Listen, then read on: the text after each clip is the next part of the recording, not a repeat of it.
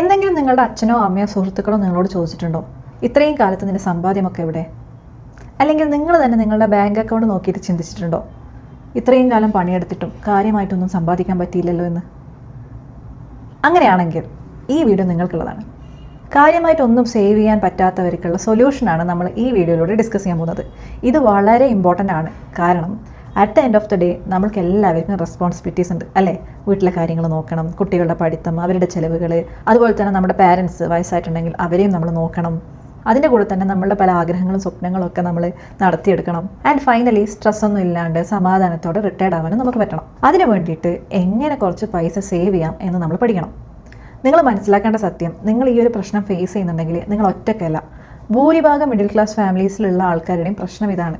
അത് അവർക്ക് വരുമാനമില്ലാത്തത് കൊണ്ടല്ല, മറിച്ച് പ്ലാനിങ് ഇല്ലാത്തതുകൊണ്ടാണ്.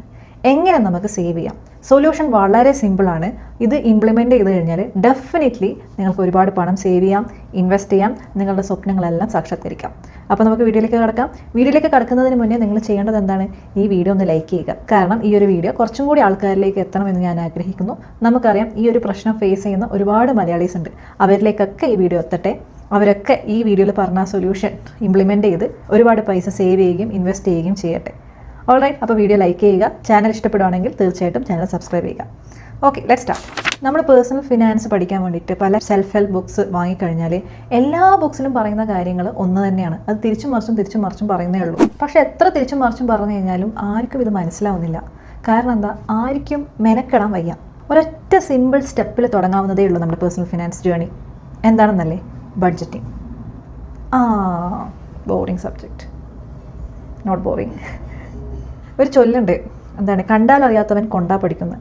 നമ്മൾ കൃത്യമായിട്ട് ബഡ്ജറ്റിംഗ് ചെയ്തിട്ടില്ലെങ്കിൽ നമ്മൾ കൊണ്ടറിയും. ഓക്കെ, അപ്പോൾ നമുക്ക് തീരുമാനിക്കാം കണ്ടറിയണോ കൊണ്ടറിയണോ എന്നുള്ളത്. പേഴ്സണൽ ഫിനാൻസിൻ്റെ ഫസ്റ്റ് സ്റ്റെപ്പാണ് ബഡ്ജറ്റിംഗ്. എന്താണ് ബഡ്ജറ്റിംഗ്? ബഡ്ജറ്റിംഗ് എന്നത് നമ്മളുടെ വരുമാനവും ചെലവും ആസൂത്രണം ചെയ്യാനുള്ളൊരു സിസ്റ്റമാണ്. ആസൂത്രണം എന്ന് വെച്ച് കഴിഞ്ഞാൽ പ്ലാനിങ്. അതായത് നമ്മൾക്കൊരു സ്ഥലത്തേക്ക് പോകണം, നമ്മൾ കാർ ഓടിച്ച് പോവുകയാണ്. നമ്മൾ ഡയറക്ഷൻ അറിഞ്ഞാലല്ലേ കറക്റ്റ് ആ സ്ഥലത്തെത്തുള്ളൂ. ഇവിടുന്ന് ലെഫ്റ്റ് എടുത്ത് അവിടുന്ന് റൈറ്റ് എടുത്ത് പിന്നെ ഒരു ലെഫ്റ്റ് എടുത്ത് കഴിഞ്ഞാൽ നമ്മൾ ഡെസ്റ്റിനേഷൻ എത്തി. പക്ഷേ ഈ ലെഫ്റ്റും റൈറ്റും ആരെങ്കിലും എന്നോട് പറഞ്ഞു തരണ്ടേ? അതാണ് നമുക്ക് ബഡ്ജറ്റിങ്ങിലൂടെ കിട്ടുക. നമ്മളുടെ ഫൈനാൻഷ്യൽ ഗോൾസ് എത്താൻ വേണ്ടിയിട്ട് നമ്മളെ സഹായിക്കുന്ന ഒരു പ്രക്രിയയാണ് ബഡ്ജറ്റിംഗ്. ബഡ്ജറ്റിംഗ് ചില്ലറക്കാരനല്ല. ബഡ്ജറ്റിങ്ങിലൂടെ നമുക്ക് പല കാര്യങ്ങളും നേടിയെടുക്കാൻ പറ്റും. നമ്പർ 1, നമ്മൾക്ക് ചിലവ് നിയന്ത്രിക്കാനാവും. എവിടെയൊക്കെ പണം ചിലവാകുന്നു, എവിടെയൊക്കെ പണം അനാവശ്യമായി ചിലവാകുന്നു എന്നൊക്കെ ബഡ്ജറ്റിങ്ങിലൂടെ നമുക്കറിയാം. പിന്നെ ബഡ്ജറ്റിങ്ങിലൂടെ നമ്മുടെ സമ്പാദ്യം വർദ്ധിക്കും. കാരണം കൃത്യമായി ബഡ്ജറ്റിംഗ് ചെയ്തു കഴിഞ്ഞാൽ ആദ്യം സമ്പാദിച്ച് പിന്നെ ചിലവാക്കാനുള്ള ശീലം നമ്മൾ തുടങ്ങും. 3, ബഡ്ജറ്റിങ്ങിലൂടെ നമ്മൾ എപ്പോഴും ഒരു എമർജൻസി ഫണ്ട് കണ്ടെത്താനുള്ളൊരു മൈൻഡ് സെറ്റ് ക്രിയേറ്റ് ചെയ്യും. അതായത് എന്തെങ്കിലും അടിയന്തര സാഹചര്യങ്ങൾക്ക് നമുക്ക് പണം വേണ്ടി വന്നു കഴിഞ്ഞാൽ എമർജൻസി ഫണ്ടിലൂടെ നമുക്ക് പണം കണ്ടെത്താം. അതിന് വേണ്ടിയിട്ടുള്ള സ്റ്റെപ്സ് നമ്മൾ എടുത്തു തുടങ്ങും. ഇനി 4മത്തത് ഏറ്റവും ഇമ്പോർട്ടൻറ്റ്, നമ്മൾ കടക്കണിയിൽ നിന്ന് മെല്ലെ മെല്ലെ രക്ഷപ്പെടാൻ തുടങ്ങും. പല ആൾക്കാരും കടക്കണിയിൽ പെട്ടുപോകുന്നത് എന്തുകൊണ്ടാണ്? അവർക്ക് വരവിൻ്റെയും ചെലവിൻ്റെയും കണക്ക് അറിയുന്നുണ്ടാവില്ല. കൃത്യമായിട്ട് പണം എങ്ങനെ മാനേജ് ചെയ്യേണ്ടതെന്ന് അറിയുന്നുണ്ടാവില്ല. അത്തരം ആൾക്കാരാണ് കടക്കണിയിൽ പെട്ടുപോകുക. ബഡ്ജറ്റിംഗ് നമ്മൾ കൃത്യമായിട്ട് ചെയ്യുകയാണെങ്കിൽ കടക്കണിയിൽ പെടാണ്ട് നമുക്ക് രക്ഷപ്പെടാം. ആൻഡ് ഫൈനലി പണം സേവ് ചെയ്ത് സമ്പാദിച്ച് ഇൻവെസ്റ്റ് ചെയ്ത് നമ്മുടെ സ്വപ്നങ്ങളൊക്കെ നമുക്ക് സാക്ഷാത്കരിക്കാം. അപ്പോൾ ബഡ്ജറ്റിംഗ് എന്താണെന്ന് നിങ്ങൾക്ക് മനസ്സിലായി. എങ്ങനെയാണ് ബഡ്ജറ്റിംഗ് ചെയ്യേണ്ടത്? ബഡ്ജറ്റിംഗ് നമുക്ക് 3 ഘട്ടമായിട്ട് തിരിക്കാം. ഘട്ടം നമ്പർ 1, എല്ലാ ചെലവുകളും ട്രാക്ക് ചെയ്യുക. അതായത് എല്ലാ ചെലവുകളും നിങ്ങൾ എഴുതുക. വാടക, പലചരക്ക്, EMI, പിന്നെ നമ്മൾ പുറത്തൊക്കെ പോയി ഫുഡ് കഴിക്കുന്നത്, ഫുഡ് ഓർഡർ ചെയ്യുന്നത്, അതായത് A to Z ചെലവുകൾ. ഇപ്പം പുരുഷനാണെങ്കിൽ മുടിയൊക്കെ മുറിക്കാൻ ഇടയ്ക്കിടയ്ക്ക് പോവും, അതിൻ്റെ ചിലവുകൾ. സ്ത്രീകളാണെങ്കിൽ പുരികം പ്ലക്കിയാനൊക്കെ പോയില്ലേ, അപ്പോൾ അതിൻ്റെ ചിലവുകൾ. അങ്ങനെ ഈച്ച് ആൻഡ് എവ്രിതിങ് നമ്മൾ എഴുതി വെക്കണം. അപ്പോൾ ഇത് എഴുതി വെക്കാൻ ലളിതമായിട്ടൊരു ഡയറിയോ ഒരു ബുക്കോ യൂസ് ചെയ്യാം. അല്ലെങ്കിൽ ഇന്ന് പലതരം ആപ്സ് ഉണ്ട് ഇതിന് വേണ്ടിയിട്ട്. എക്സ്പെൻസ് ട്രാക്ക് ചെയ്യാൻ വേണ്ടിയിട്ട് എക്സ്പെൻസ് ട്രാക്കർ ആപ്സ് ഉണ്ട്. അത്തരം ആപ്സിനെ നമുക്ക് ഡിപ്പെൻഡ് ചെയ്യാം. എന്നിട്ട് A to Z കാര്യങ്ങൾ നമ്മൾ ട്രാവൽ ചെയ്യുന്നുണ്ടെങ്കിൽ, ഓഫീസിലേക്ക് എല്ലാ ദിവസവും ബസ്സിന് പോകുന്നു അല്ലെങ്കിൽ ഓട്ടോന് പോകുന്നു, അങ്ങനെ എല്ലാം നമ്മൾ എഴുതണം. ചിലവുകൾ എവിടെ നിന്നൊക്കെ ഏതൊക്കെ രീതിയിൽ നമ്മുടെ പോക്കറ്റിൽ നിന്ന് പൈസ പോകുന്നു എന്നുള്ളത് കംപ്ലീറ്റ് ലിസ്റ്റ് ഉണ്ടാക്കണം. ഇനി പാർട്ട് നമ്പർ 2, ഈ ലിസ്റ്റ് ഒറ്റയ്ക്ക് ഉണ്ടാക്കിയാൽ പോരാ. നിങ്ങളൊരു ഫാമിലി പേഴ്സൺ ആണെങ്കിൽ നിങ്ങളുടെ സ്പൗസും നിങ്ങളുടെ കുട്ടികളും ഈ ഒരു പ്രോസസ്സിൻ്റെ ഭാഗമാകണം. അവരെയും കൂടി വിളിച്ചിരുത്തി വേണം നിങ്ങൾ ഈ ചിലവിൻ്റെ ഒരു ലിസ്റ്റ് തയ്യാറാക്കാൻ. എന്തുകൊണ്ട് ചിലവിൻ്റെ ലിസ്റ്റ് ഞാൻ എടുത്തു പറയുന്നത് വെച്ച് കഴിഞ്ഞാൽ, ഇൻകം, വരുമാനത്തിൻ്റെ ലിസ്റ്റ് ഉണ്ടാക്കാൻ വളരെ സിമ്പിളാണ്. നമ്മൾക്ക് ഒറ്റ ലൈനേ ഉണ്ടാവും. സാലറീഡ് പേഴ്സൺ ആണെങ്കിൽ അയാളുടെ സാലറി, അതാണ് അയാളുടെ വരുമാനം, വേറൊന്നുമില്ല. അല്ലെങ്കിൽ വേറെ എന്തെങ്കിലും FD ഇൻട്രസ്റ്റോ വാടകയായിട്ട് കിട്ടുന്നതോ അങ്ങനെ എന്തൊക്കെയാണുള്ളത് അത് എഴുതി വെക്കാം. പക്ഷേ ലിസ്റ്റ് എപ്പോഴും ചിലവിനേക്കാളും ചെറുതായിരിക്കും അല്ലേ? അപ്പോൾ അതിൽ നമുക്ക് വലുതായിട്ടൊന്നും ചെയ്യാനില്ല. ഇൻകം എത്രയാണെന്ന് എഴുതി വെക്കാം, പക്ഷേ ബാക്കി എല്ലാ ചിലവുകളും എഴുതണം. നിങ്ങളുടെ പാർട്ട്ണറെയും ഇതിൽ പിടിച്ചിരുത്തണം, നിങ്ങളുടെ കുട്ടികളെയും ഇതിൽ പിടിച്ചിരുത്തണം. പല പാരൻസും ചെയ്യുന്ന മിസ്റ്റേക്സ് ആണ് നമ്മളുടെ പ്രശ്നങ്ങൾ കുട്ടികളെ അറിയിക്കാണ്ട് വളർത്തുക എന്നുള്ളത്. കാരണം നമ്മളെല്ലാവരും ഇപ്പോൾ എന്തുകൊണ്ടാണ് കഷ്ടപ്പെടുന്നത്? നിങ്ങൾ ഈ വീഡിയോ കാണുന്നു, നിങ്ങളെല്ലാവർക്കും ഒരാഗ്രഹമേ ഉള്ളൂ, നിങ്ങളുടെ ലൈഫ് മെച്ചപ്പെടുത്തണം അല്ലേ? അല്ലാത്ത ഒരാൾ ഫിനാൻസ് റിലേറ്റഡ് വീഡിയോ, എസ്പെഷ്യലി മലയാളത്തിൽ ഫിനാൻസ് റിലേറ്റഡ് വീഡിയോസ് വന്ന് കാണൂല. അവർക്ക് എങ്ങനെയെങ്കിലും അവരുടെ ലൈഫ് മെച്ചപ്പെടുത്തണം എന്നാണ് ആഗ്രഹം. കാരണം എന്തുകൊണ്ടാണ്? അവരുടെ ലൈഫിൽ ഒരുപാട് ഫിനാൻഷ്യൽ സ്ട്രഗിൾസ് അവർ അനുഭവിച്ചതുകൊണ്ട് അല്ലേ? അപ്പം സ്ട്രഗിൾസ് ഉണ്ടെങ്കിലല്ലേ മെച്ചപ്പെടണം എന്നൊരു മൈൻഡ് സെറ്റ് നമുക്ക് വരുള്ളൂ. അപ്പം നമ്മുടെ കുട്ടികളും അതുപോലെ തന്നെയല്ലേ, അവരും കാണട്ടെ നമ്മുടെ സ്ട്രഗിൾസ്, അവർക്കും ലൈഫ് മെച്ചപ്പെടണം തോന്നട്ടെ. വിശപ്പില്ലാത്തവൻ്റെ മുമ്പിൽ ഫുഡ് വെച്ചിട്ട് കാര്യമുണ്ടോ? എപ്പോഴും നമ്മൾ പാരൻസ് കുട്ടികളോട് നമ്മളുടെ ചിലവുകളെ പറ്റിയും വരവുകളെ പറ്റിയിട്ടൊക്കെ പറഞ്ഞു കൊടുക്കുക. അതുകൊണ്ട് ആസ് എ പാരൻറ്റ് ബഡ്ജറ്റിംഗ് ചെയ്യുന്ന സമയത്ത് തീർച്ചയായിട്ടും കുട്ടികളെ നമ്മളുടെ ആ ഒരു പ്രോസസ്സിൻ്റെ കൂടെ ഇരുത്തണം. എന്ന് വെച്ച് പിഞ്ചു കുഞ്ഞിനെ പിടിച്ചിരുത്തണം എന്നല്ല ഞാൻ പറയുന്നത്. കുറച്ച് ബോധമൊക്കെ ഉള്ള ഒരു പ്രായം ഉണ്ടാവില്ലേ കുട്ടികൾക്ക്, ആ ടൈമിൽ അവരെ പിടിച്ചിരുത്തുക. പിന്നെ നമ്മൾ പാരൻസ് മൈൻഡിൽ വെക്കേണ്ട ഒരു കോട്ടുണ്ട്, വളരെ ഫേമസ് കോട്ടാണ്. Give a man a fish, you can feed him for a day. Teach a man how to fish, you can feed him for lifetime. മനസ്സിലായോ? നമ്മൾ ഒരാൾക്ക് മീൻ കൊടുത്തു, അയാൾ ആ മീൻ വെച്ചിട്ട് ഒരു ദിവസം ഫുഡ് കഴിക്കും. പക്ഷേ നമ്മൾ ഒരാൾക്ക് എങ്ങനെയാണ് മീൻ പിടിക്കേണ്ടത് എന്ന് പറഞ്ഞു കൊടുത്തു, അയാളുടെ ജീവിതം മൊത്തം ഇരുന്ന് മീൻ കഴിക്കാം. ഇതായിരിക്കണം ആസ് എ പാരൻറ്റ് നമ്മൾക്ക് കുട്ടികളോട് ഉണ്ടാവേണ്ട ഒരു മൈൻഡ് സെറ്റ്.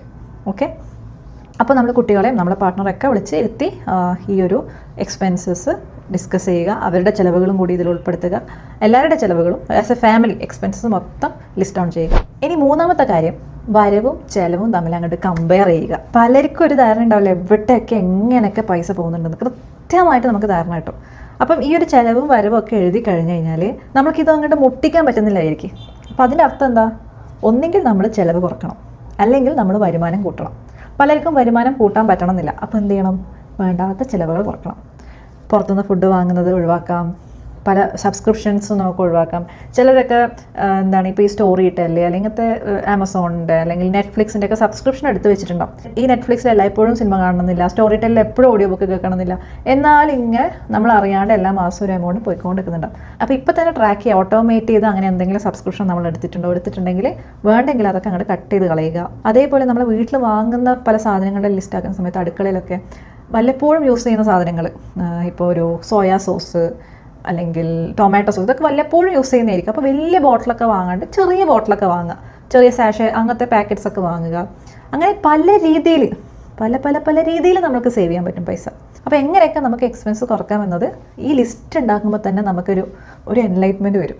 അപ്പം ഈ ചിലവുകൾ കാണുമ്പം നമ്മൾ മനസ്സിൽ വിചാരിക്കേണ്ട വേറൊരു വലിയൊരു കോട്ടുണ്ട്. അതായത് നമ്മൾക്കില്ലാത്ത പണം നമ്മൾ ചിലവാക്കുന്നു. എന്തിന്? നമുക്ക് വേണ്ടാത്ത സാധനങ്ങൾ വാങ്ങാൻ. എന്തിനാണ് ആ സാധനം വാങ്ങുന്നത്? നമുക്ക് ഇഷ്ടമില്ലാത്ത ആൾക്കാരെ ഇമ്പ്രസ് ചെയ്യിപ്പിക്കാൻ വേണ്ടിയിട്ട്. എന്തിന്? But why? നമ്മൾ ചുറ്റും നോക്കിക്കഴിഞ്ഞാൽ പല ആൾക്കാർക്കും ഈ ഒരു സ്വഭാവമുണ്ട്. മറ്റുള്ളവരെ കാണിക്കാൻ വേണ്ടി എന്തൊക്കെയോ ചെയ്ത് കൂട്ടുകയാണ്. നമ്മൾ റിച്ച് ആണെന്ന് കാണിക്കുക. അപ്പുറത്തെ വീട്ടുകാർ വീട്ടിന് പെയിൻ്റ് അടിച്ച് കഴിഞ്ഞാൽ ഇപ്പുറത്തെ വീട്ടുകാർക്കും വീട്ടിന് പെയിൻ്റ് അടിക്കണം. അപ്പുറത്തെ വീട്ടുകാർ മോനെ പൈസ കൊടുത്തിട്ട് എഞ്ചിനീയറിംഗ് കോളേജ് ചേർത്ത് കഴിഞ്ഞാൽ ഇപ്പുറത്തെ വീട്ടുകാർക്കും ഈ മോന് താല്പര്യം ഉണ്ടാവില്ല എഞ്ചിനീയറിംഗ് പഠിക്കാൻ, എന്നാലും പോയി പൈസ കൊടുത്തിട്ട് എഞ്ചിനീയറിംഗ് ചേർക്കും. എൻ്റെ ലൈഫിൽ വന്ന ഒരു വലിയൊരു എൻലൈറ്റ്മെൻറ്റ് ഉണ്ട്. ഞാൻ ഫസ്റ്റ് ഇന്ത്യക്ക് പുറത്ത് ട്രാവൽ ചെയ്ത സമയത്ത് ഞാൻ ഇങ്ങനെ ചിന്തിച്ചൊരു കാര്യം, എത്രയാ കോടി ആൾക്കാർ നമുക്ക് ചുറ്റും. കേരളത്തിലെ പല ആൾക്കാരും വീടിൻ്റെ പുറത്ത് വളരെയധികം മോടി പിടിപ്പിക്കും. പുറത്താണ് മോടി പിടിപ്പിക്കുക, അകത്ത് മോടി പിടിപ്പിക്കുന്നതിനേക്കാളും. കാരണം പുറത്താകുമ്പോൾ 4 ആൾക്കാർ കാണുമല്ലോ. ഞാൻ പുറത്ത് പോയ സമയത്ത് എൻ്റെ മനസ്സിൽ വന്നൊരു തോട്ട് എന്തായിരുന്നു അറിയാം? നമ്മൾ ആരെയാണ് ഇമ്പ്രസ് ചെയ്യിക്കാൻ ശ്രമിക്കുന്നത്? ലോകം എത്ര വലുതാണ്. അതായത് എത്ര വലിയ ലോകത്തിലെ ഒരു രാജ്യമാണ് ഇന്ത്യ. ആ ഇന്ത്യയിലെ ഏതോ ഒരു സംസ്ഥാനത്തിലെ ഏതോ ഒരു ജില്ലയിലെ ഏതോ ഒരു സ്ഥലത്തെ വീട് നമുക്ക് ആരെ കാണിക്കേണ്ടത്? ആ നാട്ടിലുള്ള 10-50 ആൾക്കാരെയാണ് കാണിക്കേണ്ടത്. ആ 10-50 ആൾക്കാരെ കാണിക്കാൻ വേണ്ടിയിട്ടാണ് ഈ പ്രഹസനം മൊത്തം. ലോകം എത്രയോ വലുതാണ്, എത്രയോ ആൾക്കാരുണ്ട്, ഒരു നമ്മളാരാന്ന് പോലും അറിയാത്ത ആൾക്കാരുണ്ട്. അപ്പം ഈ ഒരു പ്രഹസനത്തിലൊന്നും ഒരു അർത്ഥമില്ലാന്ന് എനിക്ക് എൻലൈറ്റ്മെൻറ്റ് ഒരു ബോധം വന്നു പുറത്തു പോയ സമയത്ത്. അപ്പോൾ എനിക്ക് അതിനുശേഷം നാട്ടിൽ വന്നിട്ട് ഓരോ ആൾക്കാരിങ്ങനെ കാട്ടിക്കൂട്ടിൽ കാണുമ്പം വളരെ വിഷമം തോന്നും. അതായത് നിങ്ങൾ പലരും അനുഭവിച്ചിട്ടുണ്ടാവും ഒരു കാര്യം. ഇപ്പോൾ ഒരാൾ വീട് വെക്കുകയാണ്, വലിയ ഹാള്. അപ്പോൾ എന്തിനാ ഇത്രയും വലിയ ഹാളെന്ന് ചോദിച്ചാൽ പറയും, അല്ല അതിഥികൾ വന്നു കഴിഞ്ഞാൽ ഇരിക്കാൻ സ്ഥലം വേണ്ടേ? നമ്മൾ വീട് എന്തിനാണ് കിട്ടുന്നത്? അതിഥികൾക്കാണോ അതോ നമ്മൾക്കാണോ? പിന്നെ ചില ആൾക്കാർ പറയും, മക്കളെ കല്യാണത്തിനൊക്കെ കുറേ ആൾക്കാർ വന്നു കഴിഞ്ഞാൽ കുറേ സ്ഥലം വേണ്ടേ? ഈ മക്കളെ കല്യാണമൊക്കെ എപ്പോൾ നടക്കാനാ? ഇനി മക്കൾ കല്യാണം കഴിച്ചിട്ടില്ലെങ്കിൽ എന്ത് ചെയ്യും? അതെപ്പോഴോ നടക്കാൻ പോകുന്നൊരു ദിവസത്തിന് വേണ്ടിയിട്ട് ഇപ്പോഴേ മനസ്സിൽ ഇതൊക്കെ കണ്ട് വലിയ വീട് കിട്ടും. എന്തിനാ ഇത്? മറ്റുള്ളവരെ ഇമ്പ്രസ് ചെയ്യിപ്പിക്കാൻ. ഈ മറ്റുള്ള ആൾക്കാരൊക്കെ ഒഴിവാക്കി നമ്മൾ നമുക്ക് വേണ്ടി ചിന്തിച്ചു തുടങ്ങണം. That is very important. Self റെസ്പെക്റ്റിൻ്റെ ഫസ്റ്റ് സ്റ്റെപ്പാണത്. നമ്മൾക്ക് വേണ്ടി ചിന്തിക്കുക എന്ന് പറയുന്നത് ആ സെൽഫിഷ്നെസ് ഒന്നുമല്ല, നമ്മൾക്ക് വേണ്ടി ചിന്തിക്കണം. അതൊരു സെൽഫ് റെസ്പെക്റ്റിൻ്റെയും കൂടി പാർട്ടാണ്. മറ്റുള്ളവരെ ഇമ്പ്രസ് ചെയ്യിക്കേണ്ടതല്ല എൻ്റെ ജീവിതം എന്നുള്ള തിരിച്ചറിവ് വന്നാൽ തന്നെ നമുക്ക് ഒരുപാട് ചിലവുകൾ കുറയും. അപ്പോൾ ആ ബഡ്ജറ്റിങ്ങിൽ ആ ലിസ്റ്റൊക്കെ ചെയ്തതിന് ശേഷം എക്സ്പെൻസും ഇൻകമെല്ലാം എഴുതി അത് താരതമ്യം ചെയ്തതിന് ശേഷം മനസ്സിൽ ഇത് ചിന്തിക്കുക, എനിക്ക് ആരും ഇമ്പ്രസ് ചെയ്യിക്കേണ്ട. അങ്ങനെയാണെങ്കിൽ എന്തൊക്കെ ചിലവുകൾ എനിക്ക് വെട്ടിക്കുറക്കാം, അതിൻ്റെ ഒരു ലിസ്റ്റ് കിട്ടും. ആ ലിസ്റ്റ് ഒന്ന് ഒഴിവാക്കി കഴിയുമ്പോൾ ഓട്ടോമാറ്റിക്കലി നമ്മൾക്ക് കുറച്ച് പൈസ സേവ് ചെയ്യാനുണ്ടാവും. ആ സേവ് ചെയ്യാൻ വെച്ച പൈസ നമ്മൾക്ക് എന്ത് ചെയ്യാം, ഒരു എമർജൻസി ഫണ്ടിന് വേണ്ടിയിട്ട് കരുതാം. എല്ലാ മാസവും ഇതുപോലെ എക്സ്പെൻസും ഇൻകം എഴുതി ഒരു തുക ഒരു സേവിങ്സ് അക്കൗണ്ടിലേക്ക് മാറ്റി വെക്കുക. വേറെ തന്നെ ഒരു ബാങ്ക് അക്കൗണ്ട് ക്രിയേറ്റ് ചെയ്യുക, അല്ലെങ്കിൽ ഒരു മ്യൂച്വൽ ഫണ്ട് ലിക്വിഡ് ഫണ്ട്സിൽ ക്രിയേറ്റ് ചെയ്യുക. മ്യൂച്വൽ ഫണ്ടിനെ പറ്റി അറിയാത്തവർ പേടിക്കേണ്ട, ഒരു സേവിങ്സ് അക്കൗണ്ടിൽ വേറൊരു ബാങ്ക് അക്കൗണ്ടിലേക്ക് ഈ പണം മാറ്റി വെക്കുക. എന്നിട്ടൊരു എമർജൻസി ഫണ്ട് ക്രിയേറ്റ് ചെയ്യുക. ഇനി കടമുണ്ട്, ഇതിൽ EMIs ഒക്കെ ഉണ്ടെങ്കിൽ ഈ ബാക്കി വരുന്ന പൈസ എടുത്ത് കടം എങ്ങനെയെങ്കിലും തീർക്കാൻ ശ്രമിക്കുക. അപ്പോൾ ഈ എമർജൻസി ഫണ്ട് ക്രിയേറ്റ് ചെയ്യുമ്പോഴും നമ്മൾ ഫാമിലീൻ്റെ കൂടെ ഇരുന്ന് വേണം ക്രിയേറ്റ് ചെയ്യാൻ. ഇപ്പം ഒരു ഭാര്യയും ഭർത്താവും ഉണ്ടെങ്കിൽ ഒരാൾക്ക് ഒരു സ്ഥിര വരുമാനമുള്ള ഒരാളാണ്, ഗവൺമെൻറ് ജോലിയിലുള്ള ഒരാളാണ്, മറ്റാൾ പ്രൈവറ്റിലാണ്. നേരെ മറിച്ച് വേറൊരു കുടുംബത്തിൽ രണ്ടാൾക്കും പ്രൈവറ്റ് ജോലിയാണ്. അപ്പോൾ ആർക്കാണ് കൂടുതൽ എമർജൻസി ഫണ്ട് വേണ്ടത്? ഈ പ്രൈവറ്റ് ജോലിയിലുള്ളവർക്കാണ് എമർജൻസി ഫണ്ട് കൂടുതൽ വേണ്ടത്. കാരണം ഇവിടെ ജോബ് സെക്യൂരിറ്റിൻ്റെ ഒരു പ്രശ്നമുണ്ട്, എപ്പോൾ വേണമെങ്കിലും ജോലി പോകാം. ഇപ്പുറത്തെ സൈഡ് നോക്കുകയാണെങ്കിൽ ഒരാൾക്ക് ഗവൺമെൻറ് ജോലി ആയതുകൊണ്ട് ഒരു സ്ഥിരതയുണ്ട്. ഓക്കെ, അപ്പം അതിനനുസരിച്ച് നമ്മളുടെ ഒരു ഫാമിലിക്ക് എത്ര വേണ്ടി വരും, ഒരു പെട്ടെന്ന് ജോലി പോവുകയോ അല്ലെങ്കിൽ ഒരു അടിയന്തര സാഹചര്യം വരുമ്പോൾ എത്ര പണം വേണ്ടി വരും എന്നുള്ളൊരു ധാരണ ഉണ്ടാക്കിയിട്ട് എമർജൻസി ഫണ്ട് ക്രിയേറ്റ് ചെയ്യണം. അതുപോലെ തന്നെ കടമുണ്ടെങ്കിൽ EMIs ഉണ്ടെങ്കിൽ എങ്ങനെ ആ EMIs എത്രയും പെട്ടെന്ന് അടച്ചു തീർക്കാം. ഒരുപാട് EMIs ഉണ്ടെങ്കിൽ മെല്ലെ ഓരോന്നോരോന്നായി ക്ലോസ് ചെയ്യുക. അറ്റ് എ ടൈം ഒരു EMI മാത്രമേ ഉണ്ടാവാൻ പാടുള്ളൂ എന്നൊരു സ്റ്റാൻഡിലെത്തുക. മാക്സിമം ലോൺസ് ഒഴിവാക്കുക. പക്ഷേ ഇപ്പോൾ ഹൗസ് ലോണൊക്കെ എടുത്തവരാണെങ്കിൽ അതിൻ്റെ EMI ഉണ്ടാവും. അതിൻ്റെ കൂടെ തന്നെ പൈസ ഉണ്ടെങ്കിൽ മാത്രം കാർ ലോൺ എടുക്കുക, അല്ലെങ്കിൽ നമ്മുടെ ചില ആഗ്രഹങ്ങളൊക്കെ ഒന്ന് ഡിലേ ചെയ്യുക. കാരണം EMIകൾ എപ്പോഴും നമ്മൾക്ക് അടക്കാൻ പറ്റുന്ന ഒരു തുകയായിരിക്കണം. എനിക്ക് മനസ്സിലാവും മറ്റുള്ള ആൾക്കാർ നല്ല നല്ല ജീവിതം ജീവിക്കുമ്പോൾ നമ്മൾക്കും തോന്നും എനിക്കും വേണം അതുപോലത്തെ ഒരു ലൈഫ്, എനിക്കും ജീവിക്കണം. കടം വാങ്ങിയിട്ടാണെങ്കിൽ എനിക്ക് സന്തോഷത്തോടെ ജീവിക്കണം. നമ്മളെപ്പോഴും മനസ്സിലാക്കേണ്ടത് അത് അയാളുടെ സ്റ്റോറിയാണ്, നമ്മൾ ജീവിക്കുന്നത് നമ്മളുടെ സ്റ്റോറിയാണ്, നമ്മളുടെ ജേണി, നമ്മളുടെ യാത്ര, അത് അയാളുടെ യാത്ര. ഒരാൾ ഒരു വർഷം കൊണ്ട് കോടീശ്വരനായിട്ടുണ്ടെങ്കിൽ that is his journey, that may not be my journey. എൻ്റെ ലൈഫ് ഡിഫറെൻ്റ് ആണ്, ഞാൻ ഡിഫറെൻ്റ് ആണ്, എൻ്റെ ജേണിയും ഡിഫറെൻ്റ് ആണ്. എൻ്റെ ജേണിയിൽ എനിക്ക് കുറേ കാര്യങ്ങൾ ചെയ്യാനുണ്ട്, പഠിക്കാനുണ്ട്. ആൻഡ് വി ഡോണ്ട് നോ ദൈവം നമുക്ക് വേണ്ടി പ്ലാൻ ചെയ്ത കാര്യങ്ങൾ എന്താണെന്ന് നമുക്കറിയില്ല. നമ്മളിപ്പോൾ 10 ലക്ഷം വേണമെന്ന് ആഗ്രഹിച്ചാൽ ചിലപ്പോൾ ദൈവം പ്ലാൻ ചെയ്തത് ഇതിനേക്കാളും കൂടുതലാണെങ്കിലോ. അപ്പോൾ നമ്മൾ നമ്മുടെ ജേണിയിൽ മുന്നോട്ട് പോവുക. തൽക്കാല സന്തോഷത്തിന് വേണ്ടിയിട്ട് കടം വാങ്ങി നമ്മളുടെ മെറ്റീരിയലിസ്റ്റിക് ആയിട്ടുള്ള ആഗ്രഹങ്ങളെ തീർക്കുന്നത് ഒരു നല്ല സൊല്യൂഷനല്ല. അത് ഞാൻ പറയാണ്ട് തന്നെ നിങ്ങൾക്ക് അറിയുന്ന കാര്യമായിരിക്കും. പക്ഷേ മനസ്സ് സമ്മതിക്കുന്നുണ്ടാവില്ല. അപ്പോൾ എന്ത് ചെയ്യണം, മനസ്സിനെ കൺട്രോൾ ചെയ്യണം. കൺട്രോൾ ചെയ്യണമെങ്കിൽ എന്ത് ചെയ്യണം, കുറച്ച് സമയം ഫോൺ അവിടെ വെക്കണം, എന്നിട്ട് കുറച്ച് സമയം മിണ്ടാണ്ടിരിക്കണം. സീരിയസ്ലി. അതായത് നോയ്സ് എന്ന് പറഞ്ഞൊരു പുസ്തകമുണ്ട്. ആ പുസ്തകത്തിൽ പറയുന്ന ഒരു കാര്യമാണ്, നമ്മുടെ ബ്രെയിനിന് കുറച്ച് സമയം ഒരു ബ്രീത്തിങ് സ്പേസ് കൊടുക്കണം. ഇന്ന് ആരെങ്കിലും അത് കൊടുക്കുന്നുണ്ടോ? 24/7 നമ്മൾ കണക്റ്റഡ് അല്ലേ. അപ്പം നമ്മൾക്കറിയാം നമ്മുടെ ജീവിതത്തിൽ, ഞാൻ വീഡിയോൻ്റെ ആദ്യം പറഞ്ഞ പോലെ ഒരുപാട് പ്രശ്നങ്ങളുണ്ട്, റെസ്പോൺസിബിലിറ്റീസ് ഉണ്ട്, നമ്മൾക്ക് കുടുംബം നോക്കാനുണ്ട്, നമ്മളുടെ ചിലവുകളുണ്ട്. അതിൽ നിന്ന് ഒളിച്ചോടാൻ വേണ്ടിയിട്ടാണ് പല ആൾക്കാരും ഈ റീൽസും വീഡിയോസൊക്കെ ഇരുന്ന് കാണുന്നത്, കുറച്ച് സമയത്തേക്ക് മൈൻഡ് റിലാക്സ് ചെയ്യാൻ വേണ്ടിയിട്ട്. But still you are feeding it, എന്തോ ബ്രെയിന് കൊടുത്തുകൊണ്ട് നിൽക്കുക. അപ്പോൾ ബ്രെയിൻ എപ്പോഴും ഒരു ബ്രീത്തിങ് സ്പേസ് വേണം, എന്നാലേ ബ്രെയിൻ വർക്ക് ചെയ്യുള്ളൂ. അപ്പോൾ എപ്പോഴും എല്ലാ ദിവസവും കുറച്ച് സമയം ഒറ്റയ്ക്കിരുന്ന്, അതായത് ഒന്നിലും ഇൻവോൾവ് ചെയ്യണം, കുറച്ച് സമയം വെറുതെ ഇരിക്കുക. That is very important. അപ്പോൾ നമുക്ക് ഈ ബഡ്ജറ്റിങ്ങിലോട്ടേക്ക് വരാം. അപ്പോൾ ഈ ഒരു ലിസ്റ്റ് ഉണ്ടാക്കിയതിന് ശേഷം ഈ ലിസ്റ്റ് ഉണ്ടാക്കണം. ഓക്കെ, ഇന്ന് തന്നെ നിങ്ങളൊരു ബുക്കും പെന്നും എടുത്ത് ഇരിക്കണം, എഴുതണം. ഞാൻ പറഞ്ഞില്ലേ, സേവ് ചെയ്യാനുള്ള സൊല്യൂഷൻ വളരെ സിമ്പിളാണ്. ബഡ്ജറ്റിംഗ് എന്ന് പറയുന്നത് ഫിനാൻഷ്യൽ ഫ്രീഡത്തിലേക്കുള്ള ഫസ്റ്റ് സ്റ്റെപ്പാണ്. ഇത് സിമ്പിളാണ്, പക്ഷേ സിമ്പിളായ കാര്യങ്ങളാണ് പലരും മിസ് ചെയ്ത് പോകുന്നത്. ഇത് ചെയ്തു കഴിഞ്ഞാലേ നമുക്ക് അടുത്ത സ്റ്റെപ്പിലോട്ട് പോകാൻ പറ്റുള്ളൂ. അടുത്ത സ്റ്റെപ്പ് എന്താ? സ്മാർട്ടായിട്ട് ഇൻവെസ്റ്റ് ചെയ്യുക. അതിനെപ്പറ്റി തീർച്ചയായിട്ടും നമുക്ക് അടുത്ത വീഡിയോകളിൽ സംസാരിക്കാം. പക്ഷേ ഇത് നിങ്ങൾ ചെയ്യേണ്ട ഫസ്റ്റ് സ്റ്റെപ്പാണ്. ഓക്കെ, ചിലവുകളും വരവുകളും എഴുതി വെച്ച് മനസ്സിലാക്കുക. ഇത് കുറച്ച് നാളത്തേക്ക് ചെയ്യുമ്പോൾ തന്നെ നിങ്ങൾക്കിതൊരു ശീലമാവും. അമിതമായിട്ട് പൈസ ചിലവാകുന്ന ടെൻഡൻസി കുറയും. എല്ലാ പൈസയും പോകുന്നതിൻ്റെ കൃത്യമായിട്ടുള്ളൊരു ധാരണ ഉണ്ടാവും, വരുമാനത്തിനൊരു ധാരണ ഉണ്ടാവും. പക്ഷേ ചെയ്യണ്ടേ, ഫസ്റ്റ് സ്റ്റെപ്പ് എടുക്കണ്ടേ? എപ്പോഴും മനസ്സിലാക്കേണ്ടത് ഫിനാൻഷ്യൽ ഫ്രീഡം എന്ന് പറയുന്നത് സാക്രിഫൈസ് ഒന്നുമല്ല. നിങ്ങളൊന്നും ഉപേക്ഷിക്കണം, നിങ്ങൾ ആഗ്രഹമൊന്നും ഉപേക്ഷിക്കേണ്ട ആവശ്യമില്ല.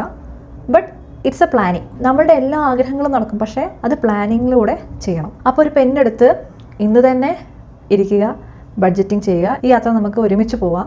അപ്പോൾ നിങ്ങൾക്ക് എവിടെയാണ് പ്രശ്നം, എന്താണ് ഈ ബഡ്ജറ്റിങ്ങിന് ചെയ്യാണ്ടിരിക്കാൻ നിങ്ങളെ തടയുന്ന ആ ഒരു പ്രശ്നം, അത് തീർച്ചയായിട്ടും ഈ കമൻറ്റ് ബോക്സിൽ എഴുതുക. I just want to know why people are not doing. എന്താണ് അവരുടെ യഥാർത്ഥത്തിലുള്ള പ്രശ്നം എന്നുള്ളത് എനിക്ക് അറിയാൻ ആഗ്രഹമുണ്ട്. അതുകൊണ്ട് തീർച്ചയായിട്ടും നിങ്ങൾക്ക് ബഡ്ജറ്റിംഗ് നിങ്ങൾ ചെയ്യുന്നില്ലെങ്കിൽ, ഈ വീഡിയോ ഇതുവരെ കണ്ടിട്ട് ഞാൻ ഇപ്പോൾ പറഞ്ഞ ഈ ബഡ്ജറ്റിംഗ് നിങ്ങൾക്ക് ചെയ്യാൻ പറ്റുന്നില്ലെങ്കിൽ എന്തുകൊണ്ട് നിങ്ങൾക്ക് പറ്റുന്നില്ല എന്ന് താഴെ കമൻറ്റ് ചെയ്യുക. ഇനി ബഡ്ജറ്റിംഗ് ചെയ്യാൻ തീരുമാനിച്ച ആൾക്കാരും താഴെ കമൻറ്റ് ചെയ്യുക, ഐ വിൽ സ്റ്റാർട്ട് എന്ന് കമൻറ്റ് ചെയ്യുക. ബിക്കോസ് അത് മറ്റുള്ളവർക്കൊരു പ്രചോദനമാവട്ടെ. അപ്പോൾ നിങ്ങൾക്ക് ഈ വീഡിയോ ഇഷ്ടപ്പെട്ടെന്ന് വിചാരിക്കുന്നു. ഇഷ്ടപ്പെട്ടിട്ടുണ്ടെങ്കിൽ വീഡിയോ ലൈക്ക് ചെയ്യുക, ഷെയർ ചെയ്യുക. ഇനി നമുക്ക് വരുന്ന വീഡിയോസിൽ തീർച്ചയായിട്ടും സ്മാർട്ട് ഇൻവെസ്റ്റ്മെൻറ്റ്സിനെ പറ്റിയിട്ട് സംസാരിക്കാം. ഇതിൻ്റെ ഒരു സാക്ഷരത നമ്മൾ സാധാരണ ആൾക്കാർക്ക് ഉണ്ടാവേണ്ടത് വളരെ ആവശ്യമാണ്. കാരണം ഇന്ന് എല്ലായിടത്തും മിസ് സെല്ലിംഗ് ആണ് നടന്നുകൊടുക്കുന്നത്. മ്യൂച്വൽ ഫണ്ട്സിലാണെങ്കിലും ഇൻഷുറൻസിലാണെങ്കിലും ആൾക്കാരെ ഇങ്ങനെ ഓരോ പ്രോഡക്ട്സ് കാണിച്ചിട്ട് മിസ് സെല്ല് ചെയ്യണം. അവർക്ക് അതായിരിക്കില്ല ശരിക്കും വേണ്ടത്. ഇപ്പോൾ നമ്മൾ ബാങ്കിൽ പോവുകയാണെങ്കിലും ബാങ്ക് മാനേജർ നമ്മളോട് മ്യൂച്വൽ ഫണ്ട് എടുക്കാൻ പറയും. അപ്പോൾ ആ മ്യൂച്വൽ ഫണ്ട് തന്നെയാണോ ഈ വ്യക്തിക്ക് വേണ്ടതെന്ന് ബാങ്ക് മാനേജർ എങ്ങനെ തീരുമാനിക്കും? അപ്പോൾ അത് നമ്മൾ അറിഞ്ഞിരിക്കണം. എനിക്ക് ഏത് മ്യൂച്വൽ ഫണ്ടാണ് എനിക്ക് അനുയോജ്യം, അത് മനസ്സിലാക്കണം. അപ്പം അതിന് വേണ്ടിയിട്ട് നമ്മൾക്ക് ഫിനാൻഷ്യൽ ലിറ്ററസി വളരെ ഇമ്പോർട്ടൻ്റ് ആണ്. നമ്മൾ മനസ്സിലാക്കി കറക്റ്റ് ഫിനാൻഷ്യൽ ഇൻസ്ട്രുമെൻറ്റ് തിരഞ്ഞെടുക്കുക എന്ന് പറയുന്നതാണ് നമ്മളുടെ ദൗത്യം. അപ്പോൾ അതിനെപ്പറ്റിയുള്ള കൂടുതൽ വീഡിയോസ് വരുന്ന ആഴ്ചകളിൽ അപ്ലോഡ് ചെയ്യുന്നതായിരിക്കും. അപ്പോൾ നിങ്ങളുടെ സപ്പോർട്ട് വളരെയധികം ആവശ്യമുണ്ട്. തീർച്ചയായിട്ടും ചാനൽ സബ്സ്ക്രൈബ് ചെയ്യുക. After a long time I started posting videos continuously and I want to continue that. അതിന് എനിക്ക് എന്താ വേണ്ടത്? I need your motivation and encouragement. So channel subscribe ചെയ്യുക. ഓൾറൈറ്റ്, അപ്പോൾ നമുക്ക് അടുത്ത വീഡിയോയിൽ കാണാം. Take care. ആൻഡ് ഞാൻ പറഞ്ഞത് മറക്കരുത്, ഇന്ന് തന്നെ ബഡ്ജറ്റിംഗ് സ്റ്റാർട്ട് ചെയ്യുക. അത് സ്റ്റാർട്ട് ചെയ്താൽ മാത്രമേ നമുക്ക് ഫിനാൻഷ്യൽ ഫ്രീഡത്തിലേക്ക് എത്താൻ പറ്റുള്ളൂ. ഓർക്കുക. Alright, by.